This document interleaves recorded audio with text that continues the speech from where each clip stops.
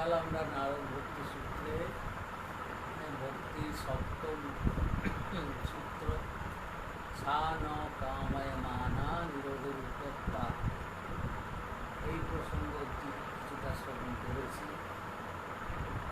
যে ভক্তিতে কোনো কামনা রাখতে হলে চলবে, যে ভক্তি মার্গে থাকতে গেলে, ভক্তিকে লাভ করতে গেলে সেখানে কামনার সঙ্গে তার একান্ত বিরোধ। অর্থাৎ ভগবানের কাছে সেবক হতে হয়। ভগবানের সঙ্গে যদি নিত্য সম্বন্ধ লাভ করতে হয়, তার প্রকৃত প্রেম ভক্তি লাভ করতে হয়, তাহলে সেখানে কামনার কোনো স্থান নেই। যেমনি কামনা করা মানে কি, ভিখারি ভিখারি যেমনি এসে আমাদের কাছে চায় কিছু দাও কিছু দাও, হ্যাঁ, আমাদের সঙ্গে তার কোনো সম্বন্ধ নেই, তাই ভিখারি আমাদের কাছে চায়। ছেলেপুলের তো সেরকম ব্যাপার না, তারা দাবি করে, মা বাপের কাছে দাবি করে।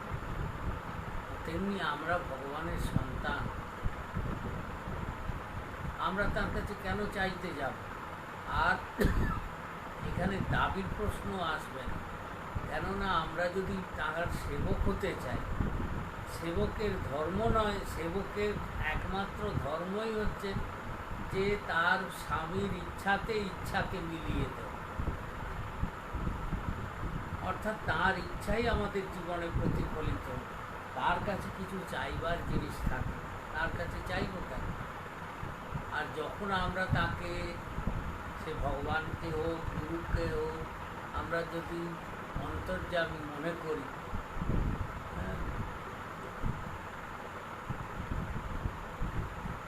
গুরু নানক দেব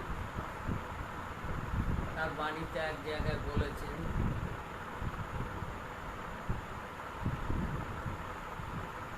যে বিন বলে সব কিছু জান। তার কাছে কিছু না বলা সত্ত্বেও সে তো সব কিছুই জানে। তো কিসকে আগে করু আরদাস, কার কাছে আমি প্রার্থনা করি? তার কাছে প্রার্থনা করার কি আছে? তিনি তো জানেন, তিনি দেখছেন। আমরা যদি তাকে ভালোবাসি, তাহলে তার কাছে আমাদের প্রার্থনা করার মতো কী থাকবে, কী চাইবার থাকবে? হ্যাঁ, আর জাগতিক বিষয় চাইলে তো মহা বিপত্তি। কারণ আমরা জানি না যে কিসে আমাদের হিত হবে, কিসে আমাদের অহিত। আমাদের মায়া বুদ্ধি মায়ার মধ্যে সীমিত, আর তিনি অনন্ত, তিনি সর্বজ্ঞ। আমরা তো সর্বজ্ঞ নই। আমরা এমন জগতের জিনিস তার কাছে চেয়ে বসি যেটা আমাদের পক্ষে ক্ষতিকারক হবে। আমরা তার কাছে যে জাগতিক বস্তু প্রার্থনা করি, দেখা যায় না লোকে মন্দিরে মন্দিরে ঢিল বাঁধছে, এই করছে, সেই কে একটা ঢেলা বেঁধে গেল, আবার আরেকজন গিয়ে ঢেলা খুলে দিচ্ছে। হ্যাঁ, এই তো ভগবানের সঙ্গে প্রতারণা। ভগবানের সঙ্গে প্রতারণা তো বটে, নিজের সঙ্গেও প্রতারণা। অর্থাৎ এখানে ভক্তির কোনো সম্বন্ধই নেই। যারা ভগবানের কাছে সব ঢিলফিল বাঁধতে যায়, মানত করে, বা তার কাছে জাগতিক বিষয় প্রার্থনা করে, হ্যাঁ, তবে মহাপ্রভু একটা ভালো বলেছেন। হ্যাঁ, তিনি স্বয়ং পরতত্ত্ব হয়েও তিনি বলেছেন যে শ্রীকৃষ্ণ বলছেন কি না, আমা ভোজে বিষয় মাগে এই মহামূর্খ, যে আমাকে ভালোবাসতে যাচ্ছে, চেষ্টা করছে, আর আমার কাছে জগতের বিষ চাইছে। একটা ছোট বাচ্চা হয়তো বিষের শিশি মায়ের কাছে দাবি করছে, একটা খুব সুন্দর হয়তো বিষের শিশি রয়েছে, হ্যাঁ, ইঁদুর মারা বিষ, ওদের বাড়িতে তো অনেক সময় রাখতে হয়। তো ছোটো বাচ্চা বারবার দাবি করছে যে ওটা আমি মুখে দেবো। মা কি দিতে দেবে? মা জানে যে ওটা খেলে পরিণতি কী হবে। তো তেমনি আমরা ভগবানের কাছে উল্টোপাল্টা জিনিস চেয়ে পেয়ে, জাগতিক চিন্তন যতক্ষণ থাকবে ততক্ষণ ভক্তির রস আস্বাদন কিছুতেই হবে, হাজারো চেষ্টা করবে। কারণ তার শরণাগতি হচ্ছে না, তো তার কাছে নিজেকে ছেড়ে দিতে হবে। হ্যাঁ, যে তোমার ইচ্ছা আমার মধ্যে প্রতিফলিত, হ্যাঁ, এবং আমার জীবনে যা কিছু ঘটছে এইটা বিশ্বাস রাখতে হবে যে সব তোমার কৃপা। হ্যাঁ, তো জীবনে যে সবই সুখ আসবে তা না, আমার জীবনে হয়তো সুখ আসতে পারে, আমার রোগ ব্যাধি আসতে পারে, নানান জ্বালা যন্ত্রণা আসতে পারে, কিন্তু সবের মধ্যেই অনুভব করতে হবে যে তিনি মঙ্গলময়, তিনি কৃপাময়, আমি তার সন্তান, আমাকে তিনি দেখছেন এবং আমাকে তিনি কৃপাই করেন। তার ইচ্ছাতেই হয়তো আজকে এই বিপদ রূপে তিনি এসছেন, আবার এই বিপদ কেটে উঠে। কিন্তু তার জন্যে কখনো প্রার্থনা বা অভিযোগ করা উচিত নয় যে কেন আমার এটা হলো, কেন আমার রোগ হলো, কেন আমার এই হলো, কেন আমার সেই হলো।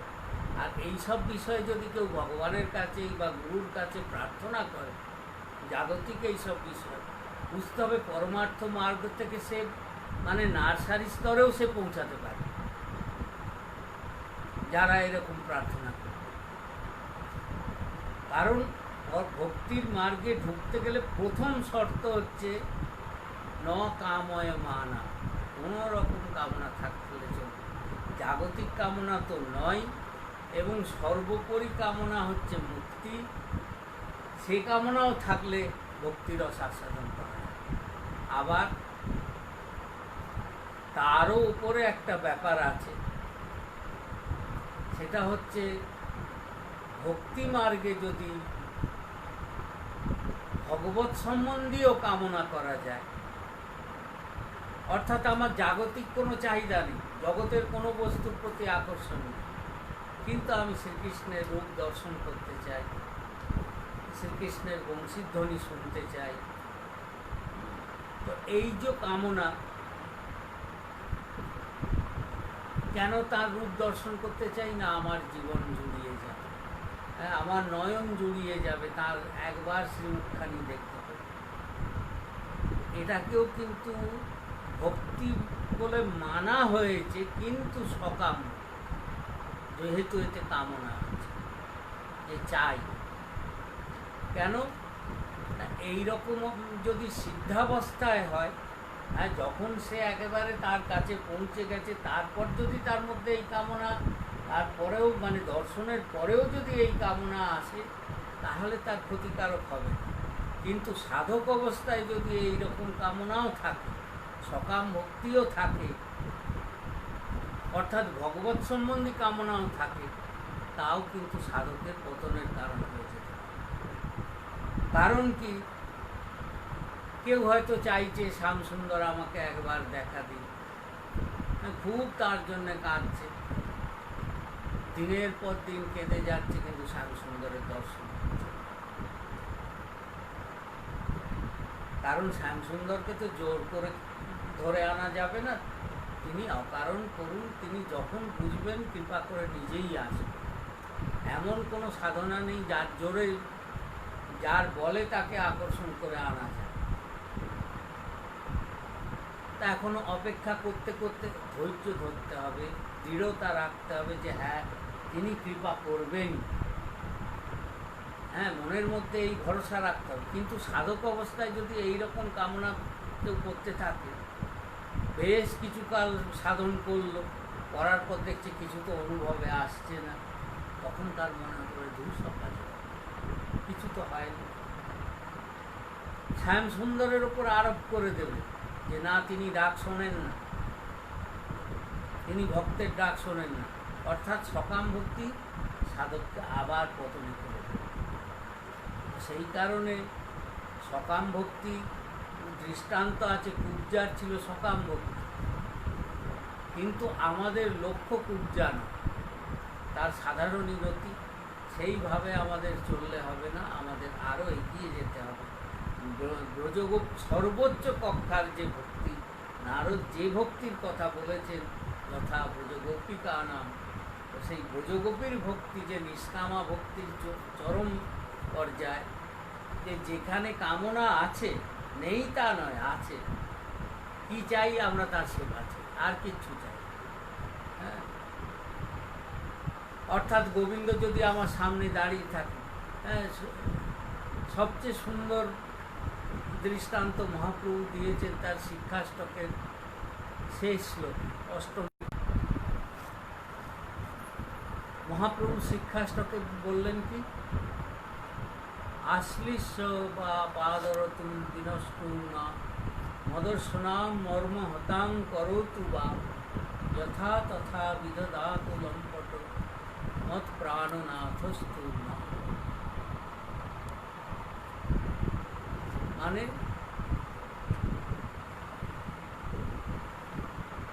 যে ভগবান এবং মহাপুরুষ তিনি কৃপা করেন তিন ভাব। তিন ভাব মানে কি, একটা অনুকূল, একটা প্রতিকূল, আর একটা উদাস। তিন ভাব। কখনো হয়তো আশ্লিষ্য, চাহে মম আলিঙ্গন করেন, যদি প্রভু ইচ্ছা করেন আমাকে বুকের মধ্যে জড়িয়ে ধরতে পারেন,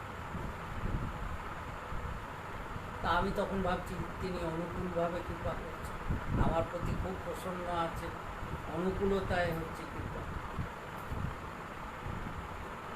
আর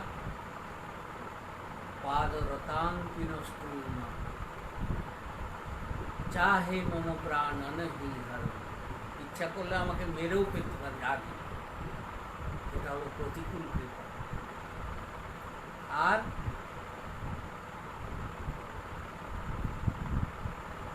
মদর্শনাম মর্ম হতাং করোতু বা, কখনো উদাস হয়েছে,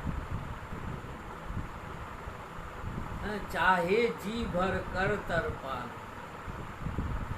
चाहे मम आलिंगन कर लो, चाहे मम प्राणन ही हर लो, चाहे जी भर कर तर पालो, मम काम श्याम गुण गाने। তোমার যা খুশি তুমি করতে পারো, তুমি আমাকে অনুকূলভাবে আদরও করতে পারো, প্রতিকূলভাবে শত্রুভাবে মারতেও পারো, আবার অচেনার মতো উদাসীন ব্যবহার করতে পারো। এটা মানে মহাপ্রভু শিক্ষাষ্টকে যে অষ্টম শ্লোক বলেছেন, এটা মানে সাধকদের জন্য সাংঘাতিক কথা, চরম পর্যায়ের কথা। যে ভক্তি রাজ্যে পৌঁছাতে গেলে যে কোনো সাধককে আগে মনে এই তিনটে সম্বন্ধে একেবারে দৃঢ়ভাবে পাকা হয়ে নিতে হবে, যে জানতে হবে আরে ভগবানের কৃপা তো পরে হবে, যদি কারুর ভাগ্যে সদ্গুরু লাভ হয়, সিদ্ধ মহাপুরুষের কৃপা হয়, সেখানেও এই তিনটে জিনিস আছে, অনুকূল, প্রতিকূল, উদাস। তো তিন ভাবেই কৃপাকে অনুভব করতে হবে। যদি কেউ মনে করে অনুকূলভাবে, তো সবাই স্বীকার করে নেয়, হ্যাঁ ঠিক আছে, খুব কৃপা আমার উপর চলছে, কিন্তু প্রতিকূলতা যদি একটু আসে তখনই অর্ধেক ছাঁটাই হয়ে যায়। হ্যাঁ, উদাস তো পরের কথা, প্রতিকূল একটু এলেই তখনই বিপরীত চিন্তন হতে থাকে। হ্যাঁ, এইরকম আমার সঙ্গে উনি করছেন। হ্যাঁ, না, এ আর বরদাস্ত করা যাবে। আমরা অভিমানী জীব, ভক্তি লাভ করা কি এত মুখের কথা? হ্যাঁ, ভগবানের শাসন তো লোকে কে পাবে? ভগবানের শাসন তো প্রত্যক্ষ কেউ দেখে না, প্রত্যক্ষ যেটা গুরুর শাসন, সেখানেই গড়বড় হয়ে যায়। হ্যাঁ, আমরা এত অভিমানী যে গুরুও যদি আমাদের একটা কথা বলে, সেটাও মনের মধ্যে, হ্যাঁ আমাকে এরকম বল, আমি এত করি তবুও আমাকে এই কথা বললো। হ্যাঁ, আর যদি বলারই ছিল তা একান্তে ডেকে বললে হতো, পাঁচজনের সামনে কেন বলতে গেল? এইরকম বিচার মনের মধ্যে এসে যায়। আর এই বিচার আসা মানে বুঝতে হবে যে তুমি পতনের দরজায় দাঁড়িয়ে আছো, এবার পড়বে। যখনই এই বিচারটা মনের মধ্যে আসবে, মানে সাধন মার্গে যেতে গেলে তার ক্রমগুলো জেনে রাখা দরকার। যদি এই বিচার আসে, ভগবানের শাসন তো লোকে দেখতে পাবে না, তো গুরুর শাসনেও যদি কারোর মনে এই বিচার আসে যে কেন আমায় বললো, হ্যাঁ তার মাথা ঠিক নেই নাকি? হ্যাঁ, এইরকম বিচার এলেই বুঝতে হবে যে সাধনায় ওটা তো দূরের কথা, এবার নাবার রাস্তা এসে গেছে। হুসুর করে নামিয়ে দেবে। অর্থাৎ তখনও বিচার এইটা রাখতে হবে, হ্যাঁ, কি না তিনি আমাকে কতটা স্নেহ করেন তাই আমার দোষটা ধরেছে। হাজারজন তো রয়েছে, কাকে কাকে দোষ নিয়ে বলতে যাচ্ছেন, কাকে গাল দিতে যাচ্ছে। আমাকে গাল দিচ্ছেন মানে আমার প্রতিটা স্নেহ আছে। এইভাবে যদি চিন্তন হয় তো তবেই পার হওয়ার রাস্তা। আর যদি প্রতিকূল চিন্তন হয়, সঙ্গে সঙ্গে মসৃণ রাস্তা আছে, নেমে যাবে। হ্যাঁ, ভক্তিমার্গে ওঠা যাবে না। তো এই শাস্ত্র সিদ্ধান্ত, ভক্তির সিদ্ধান্তগুলো এই যে নারদ যা বলেছেন সেইগুলো মনের মধ্যে গেঁথে রাখা উচিত। যদি পরমার্থ পথে চলার আগ্রহ থাকে তাহলে এই সিদ্ধান্ত না জানলে আরও পতন তাড়াতাড়ি হবে। সিদ্ধান্ত জানলে তো মনের মধ্যে একবার খোঁচাও লাগতে পারে যে না, এটা ঠিক কাজ হচ্ছে না। আর না জানা থাকলে তাহলে সহজেই পতনটা হবে। হ্যাঁ, যেমনি ব্রজ গোপীজন কখনো শ্রীকৃষ্ণের বিরুদ্ধে তাকে গালাগাল করছেন, সব করেছেন, কিন্তু অভিযোগ করেন। অর্থাৎ যা গালাগালিও তারা যখন করেছেন সে তাদের দিব্য প্রেমের ভাব প্রকাশ এবং কৃষ্ণ সুখার্থে, যে যখন তারা দেখেছেন যে কৃষ্ণ এবার গাল শুনে মজা পাবেন, আনন্দ পাবেন, তখন তারা গাল করছেন। তাকে আহত করবার জন্যে বা নিজের মর্যাদা বেশি দেখানোর জন্যে তারা কৃষ্ণ। হ্যাঁ, সকাম ভক্তিও মানে মুক্তি পর্যন্ত কামনা তো, মানে জাগতিক ভক্তি মুক্তি কামনা তো নিন্দনীয়। আর সকাম ভক্তি নিন্দনীয় নয়, বন্দনীয়, এটা মনে রাখতে হবে। আর সর্বোপরি নিষ্কামা ব্রজগোপী ভক্তি যেটা, সেই ভক্তি চরম বস্তু, সেটাই আমাদের ধ্যেয় বস্তু। এবং দেবর্ষি নারদ সেই ভক্তিরই কথা বলেছেন যা পরম বন্দনীয়। ব্রহ্মা, শিব থেকে শুরু করে সমস্ত দেব দেবীগণ, হ্যাঁ, যারা মানে ভগবানের অভিন্ন স্বরূপ হয়েও তারাও এই ব্রজগোপী আর ভক্তি প্রার্থনা করে। হ্যাঁ, যে এখানেও কামনা আছে, কি চাই? সেবা চাই। কেন চাই সেবা? না, গোবিন্দকে সুখী করার জন্য। সেবা চাই নিজের সুখের জন্য নয়, গোবিন্দের সুখের জন্য গোবিন্দের সেবা চাই। একটাই শুধু কথা মনে রাখতে হবে যে আমাদের লক্ষ্য গোবিন্দের সেবা, কিন্তু গোবিন্দের সুখের জন্য, নিজের সুখের জন্য। হ্যাঁ, গোবিন্দকে সুখী করবার জন্য তার সেবা। কিন্তু এখানে বলা হলো যে ভক্তি হচ্ছে কামনা ত্যাগ রূপ। তো সে ত্যাগটাও কীরকম সে প্রসঙ্গেও নারদ বলেছেন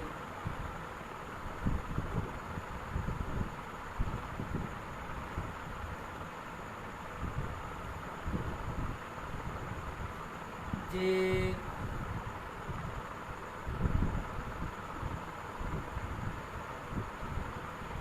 নিরোধস্তু লোক বেদ ব্যাপার ন্যাস, যে ত্যাগ করতে হবে কাকে না, লৌকিক বৈদিক কামনা, সেইগুলোকে ত্যাগ। ন্যাস মানে সন্ন্যাস, মানে ত্যাগ। হ্যাঁ, সমভাবে ত্যাগ হচ্ছে, সব কিছু ত্যাগ হচ্ছে সন্ন্যাস। তো লোক বেদ, লৌকিক, আমাদের সংসারে থাকতে গেলে কিছু লৌকিক কর্ম করতে হয়, কিছু বৈদিক কর্ম করতে হয়। তো যে কর্মে কর্মফল হয় সেই কর্মকেই ত্যাগ করার নারদ নির্দেশ দিয়েছে। এখানেও মনে রাখতে হবে যে ভক্তিতে কামনা ত্যাগ করতে বলেছেন, কর্মত্যাগ করতে বলেছেন, কিন্তু সব কর্ম ত্যাগ করলে হবে না। যেমনি মানুষের কিছু শারীরিক কর্ম থাকে, সেগুলো আমরা ত্যাগ করতে পারবো। যেমনি খাওয়া, শোয়া, হ্যাঁ, খাওয়া, শোয়া, বিশ্রাম করা, এই যে কিছু শারীরিক কর্ম আছে, এইগুলো মানে জন্তু জানোয়ারের মধ্যেও যেরকম আছে, আমাদের সিদ্ধ পরমহংসগণের মধ্যেও সেই কাজ আছে। এই ত্যাগ করা যাবে। গীতাতেও ভগবান বলেছেন যুক্তাহার বিহারস্য যোগ ভবতি বুদ্ধিহা। মানে সংসারে থাকতে গেলে শরীরকে টিকিয়ে রাখতে হলে শরীর দিয়েই তো ভজন হয়। এই নর শরীর, এটা এই যে দেহ পাওয়া গেছে মানব দেহ, এটা প্রকৃতিজাত দেহ, একে জাগতিক উপাদান দিয়েই ঠিক রাখতে, অর্থাৎ শরীরের জন্য যা যা দরকার, কিন্তু সব ভগবত সম্বন্ধে করতে হবে। সেটা কি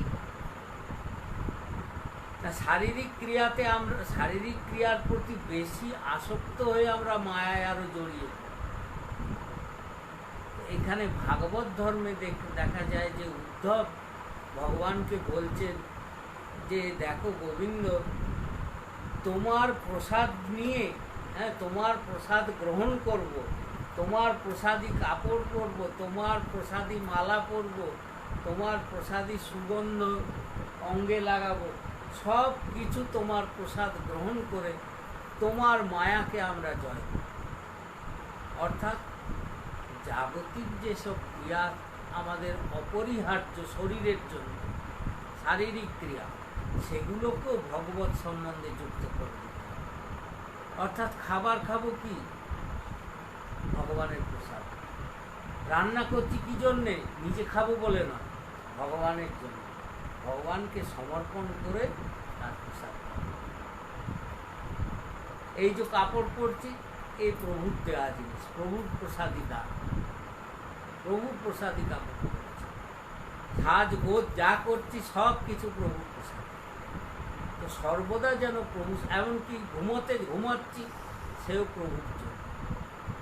কেননা সেখানেও স্মরণ করতে হবে যে যখন ঘুমোতে যাচ্ছি তখন মনে চিন্তা করতে হবে যে গোবিন্দ,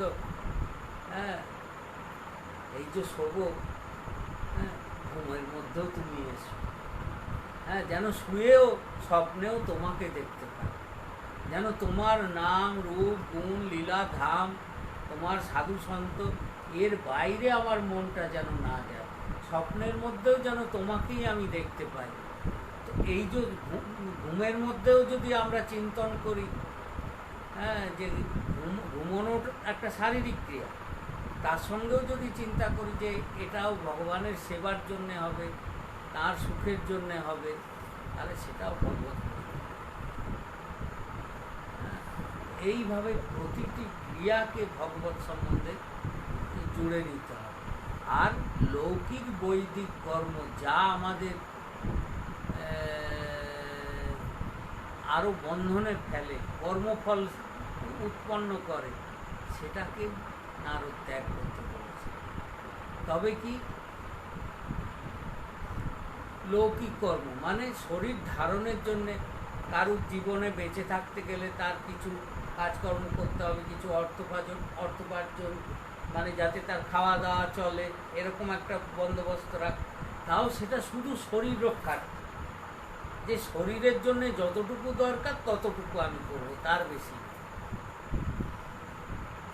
বৈদিক ধর্ম কি করব? বৈদিক ধর্ম হাজার রকম বর্ণনা আছে, 16 প্রকার সংস্কার জীবের, জন্মের আগে থেকে মরণ অবধি কত সংস্কার।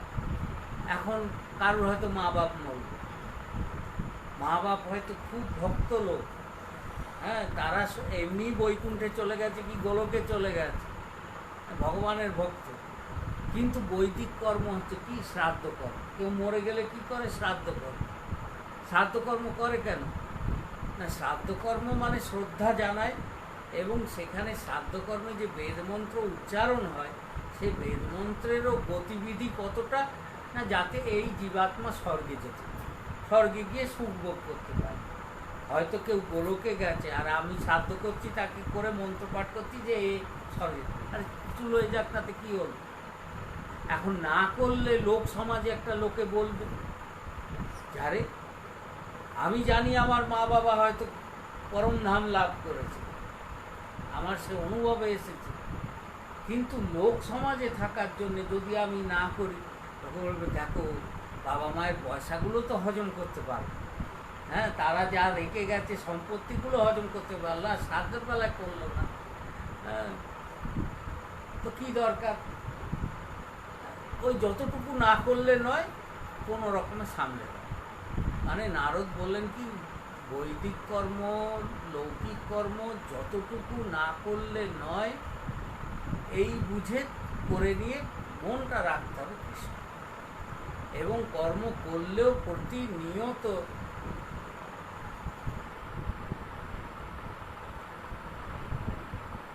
মানে গীতাতেও ভগবান যে বলেছেন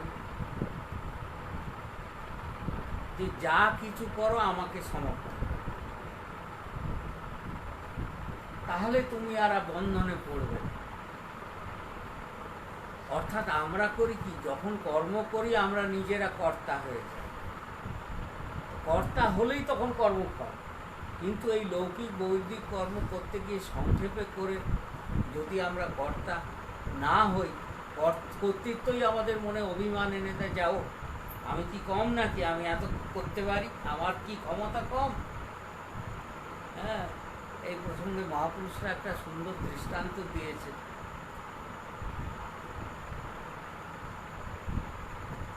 বলছেন একটা লোহার চিমটে, লোহার চিমটে অনেক সবাই দেখেছে, চিমটে দিয়ে ওই যে এই ব্রজবাসীরা এটা খুব ব্যবহার করে, কারণ এরা রুটি তো আমাদের মতো গ্যাসে করে না, এরা ওই ঘুঁটের উনুনে বা কয়লার উনুনে এরা গরম গরম রুটি সেঁকে। তো লোহার চিমটে দিয়ে কখনো কখনো কয়লা, গরম কয়লা তুলে ফেলে দিতে হয়, কখনো আবার তাতে দিতে হয় আগুনের মধ্যে। একটা লোহার চিমটে তার বড় অভিমান হচ্ছে, দেখো আমার কতখানি শক্তি, হ্যাঁ আমার শক্তির মতো শক্তি কোথাও আছে? আমি এই আগুন জ্বলন্ত অগ্নিকুণ্ডের মধ্যে আমি কীরকম কয়লাটা ঢুকিয়ে দিতে পারি, আবার ওখান থেকে গরম কয়লা বের করে আনতে পারি। হ্যাঁ, চিমটে একবারে অভিমানে আহ্লাদে আটখানা হয়ে নাচছে যে দেখো এত বড় কাজ আমি করতে পারি, এইরকম গরম কয়লা বের করতে পারি। চিমটের বড় অভিমান হচ্ছে। তো চিমটে অনেকক্ষণ ধরে অভিমান করে নাচানাচি করছে। হ্যাঁ, এসব রূপক জীব শিক্ষার্থে মহাপুরুষরা এসব দৃষ্টান্ত দিয়েছে যে চিমটে খুব নাচছে। চিমটে যখন অনেকক্ষণ নাচানাচি করছে, চিমটের নাচানাচি দেখে হঠাৎ হাত ছুটে এসেছে। হাত বলছে, ওরে চিমটে, তোর কি অবদান রে? আমি যদি তোকে পেছন থেকে না চেপে ধরি, তুই কয়লার মধ্যে ঢুকতে পারবি না, বের করতে পারবি না, কি করতে পারবি? আমি যদি না ঢোকাই, আমি যদি তোকে আশ্রয় না দিই, আমি যদি হাতে না ধরি, তোর কি ভূমিকা? তোর কোনোই ভূমিকা নেই, সব কৃতিত্ব আমার। হ্যাঁ, বলে হাত খুব আহ্লাদ করছে যে আমার জন্যই সব কিছু হয়, এই হাতই সব কিছু করে।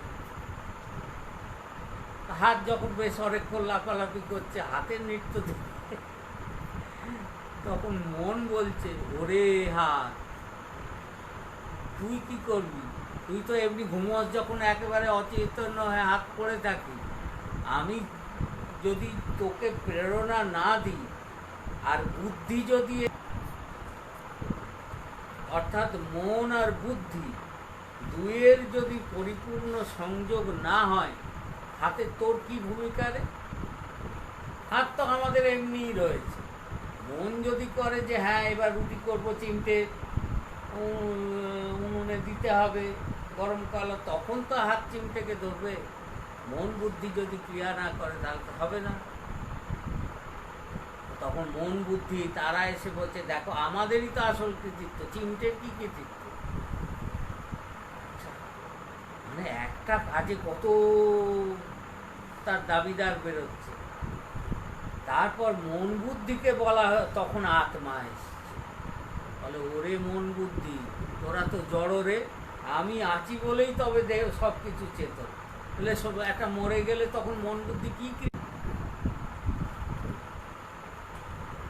হ্যাঁ, একটা মৃতদেহের না মন কোনো ক্রিয়া করতে পারে না, বুদ্ধি কোনো ক্রিয়া করতে পারে। মন বুদ্ধি তো জড় বস্তু, আত্মা আছে বলে চৈতন্য। তাহলে আত্মার জন্যই সব কিছু। আবার সেই আত্মা সে কার শক্তিতে শক্তিবান? সে শক্তিমান পরমাত্মার শক্তিতে। পরমাত্মা আছেন, পরমাত্মা শক্তি দিচ্ছেন, তবে তো আত্মা ক্রিয়া আছে। তো তাহলে কোথায় একটা সামান্য ক্রিয়ার মূলে দেখা যাচ্ছে সেই পরমাত্মা শক্তি। তো তেমনি জাগতিক প্রতিটি ক্রিয়ার ক্ষেত্রে আমরা যদি সেই তাকে, যার সঙ্গে নিত্য সম্বন্ধ, যার ইচ্ছাতে সব কিছু হচ্ছে, সেই তাকে যদি স্মরণ রাখি, তার প্রতি যদি কৃতজ্ঞ থাকি যে আমার কিছু করার যোগ্যতা নেই, কিছু করার অধিকার নেই, তুমি মালিক, তুমি যা করাচ্ছ, তুমি আমার মধ্যে যেরকম প্রেরণা দিচ্ছ, তোমার কৃপা দান করো, তাহলে আর অভিমান আসতে পারে। তো এই কারণে বলা হচ্ছে যে ভক্তি মার্গে চলতে গেলে জাগতিক কর্ম যদি করেও, লৌকিক বৈদিক কর্ম যদি করেও, তো সব কর্মের মূলে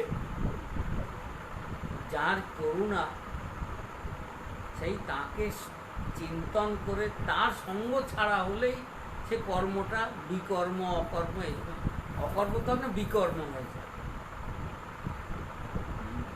তাকে চিন্তন সর্বদাই রাখতে হবে, অর্থাৎ তাহলে জীবনের প্রতিটি কর্মই আমাদের পূজা উপাসনা হয়ে যাবে যদি তিনি আমাদের স্মরণে থাকেন।